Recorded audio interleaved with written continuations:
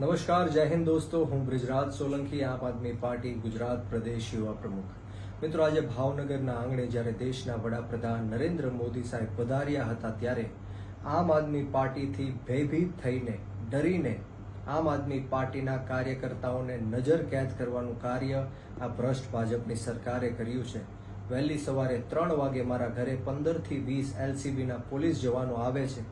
મને જબરજસ્તી બળજબરીપૂર્વક પોલીસ સ્ટેશને લઈ જવામાં આવે છે, મને ડિટેન કરવામાં આવે છે.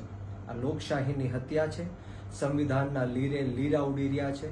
કોઈ પણ જોગવાઈ એવી નથી કે સરકારી કાર્યક્રમમાં કોઈને ડિટેન કરવા કે નજર કેદ કરવા. છતાં પણ આજે દેશની અંદર અને ગુજરાતની અંદર, ખાસ કરીને ભાવનગરની અંદર ચાલી રહ્યું છે એ તમામ લોકો જોઈ રહ્યા છે. પરંતુ હું આપને કહેવા માંગુ છું કે આમ આદમી પાર્ટીનો એક સૈનિક અને એક કાર્યકર આ ભ્રષ્ટાચારીઓ સામે લડવા માટે તૈયાર છે. મેં માત્ર નરેન્દ્ર મોદી સાહેબનો સમય માંગ્યો હતો અને પત્ર પણ લખ્યો હતો કારણ કે જસદણ અને વિછિયાની અંદર જે 92 લોકો ઉપર, નિર્દોષ લોકો ઉપર 307 જેવા ગંભીર કલમો લગાડવામાં આવી, કેસો કરવામાં આવ્યા, એ કેસો પરત ખેંચવા માટે અને સાથોસાથ પોલીસની બેદરકારીના કારણે સ્વર્ગીય લાલજીભાઈ મકવાણા અને સ્વર્ગીય ઘનશ્યામભાઈ રાજપરાના ગરીબ પરિવારને 1 કરોડ રૂપિયાની સહાય મળે તે માટે મેં મોદી સાહેબને પત્ર લખ્યો હતો અને મળવાનો સમય માંગ્યો હતો.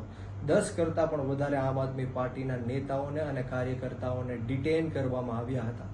મિત્રો, આ ભાજપની સરકાર દ્વારા નરેન્દ્ર મોદી સાહેબના કાર્યક્રમોમાં સંખ્યા ન થાય એના કારણે શિક્ષકોને હેરાન પરેશાન કરવામાં આવે છે, વિદ્યાર્થીઓને હેરાન પરેશાન કરવામાં આવે છે. સરકારી જે બસો છે એ સુવિધાઓ પોતાના સ્વાર્થ માટે ઉપયોગ કરવામાં આવે છે.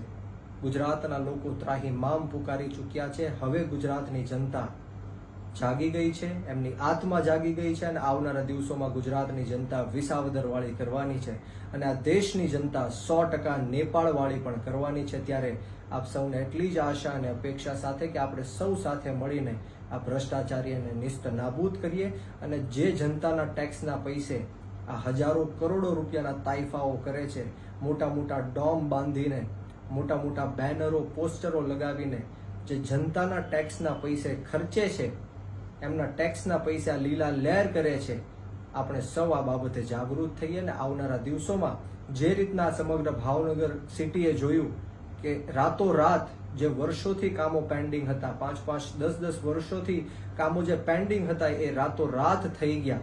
જ્યારે મુશ્કેલીઓ પડે છે ત્યારે કોઈ સરકાર કે કોઈ ભાજપના નેતાઓ એમની સાથે ઊભા નથી રહેતા, પરંતુ ભાજપના નેતાઓ ભાવનગર આવે છે, પ્રધાનમંત્રી ભાવનગરમાં આવે છે ત્યારે 150 કરતાં પણ વધારે પેન્ડિંગ કામ જે 5 વર્ષ પહેલા પેન્ડિંગ પડ્યા હતા એ રાતોરાત કરી દેવામાં આવ્યા. ત્યારે આપ સૌને હું બ્રિજરાજ સોલંકી વિનંતી કરું છું કે હવે જાગવાનો સમય આવી ગયો છે. આપણે સૌ સાથે મળીને નાત જાત, ભેદભાવ, ભાષા, ધર્મ, જ્ઞાતિ, જાતિ બધું જ ભૂલીને આમ આદમી પાર્ટીને સમર્થન આપીએ. આમ આદમી પાર્ટીમાં જોડાઈને એક કટ્ટર ઈમાનદાર અને કટ્ટર દેશભક્તિ પાર્ટીની સાથે રહીને આ નિસ્ત નાબૂદ ભ્રષ્ટાચારી ભારતીય જનતા પાર્ટીને કરીએ.